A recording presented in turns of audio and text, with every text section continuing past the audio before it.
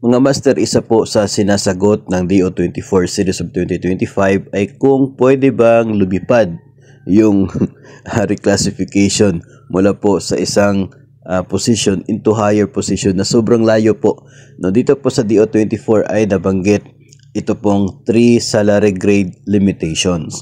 So, kung teacher 1 po kayo ngayon, salary grade 11, pwede po kayo hanggang sa salary grade 14. Ano po yon? That is teacher 4. Kung nandoon na po kayo. So kung titingnan po natin, no, wala pong ma-reclassify ngayon na papasok sa MT1, Master Teacher 1, kung reclassification. Bakit? Kasi kung kung teacher MT1 ka, that is salary grade 18.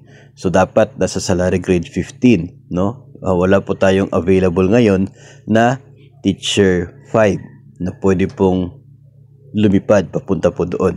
So ito pong 3 salary grade limitation, whether through reclassification or natural vacancy, no, shall not exceed 3 salary grades higher than the applicant's present position, except dito po sa appointment falls within the purview of any applicable exemptions granted by the Civil Service Commission as stipulated in the ORA-ORA. So dito po sa ORA-ORA kasi na guidelines ng civil service, meron pong certain situations kung saan ay pwede po na ma-justify yun po tinatawag nilang quantum leap, no, ng isa pong personnel from certain salary grade into more than 3 salary grades higher. Mayroong mga sitwasyon kung saan pwede naman na mangyayari. Isa po sa mga matatandaan natin na nakapaloob po doon ay yung specialization, no? At kung sole applicant, no, pwede siya ma-justify. Pero kung reclassification kasi ay malabo na magkaroon ng sole applicant kasi halos na, particular po sa first ngayon, no, halos naman po kayong lahat ay interested na mag-apply ng reclassification. So, at saka yung sa reclassification kasi ay lahat naman po talaga ay pwede mag-apply. So, yung mindset ngayon under the expanded career progression is that all teachers are applicants. Yun po yung mindset. So, kasi kayo lahat pwede mag-apply. Kasi maliit lang naman po talaga yung requirement into higher positions dito po sa reclassification na ito. Kahit wala po kayong masters, ay pwede kayong ma-reclassify.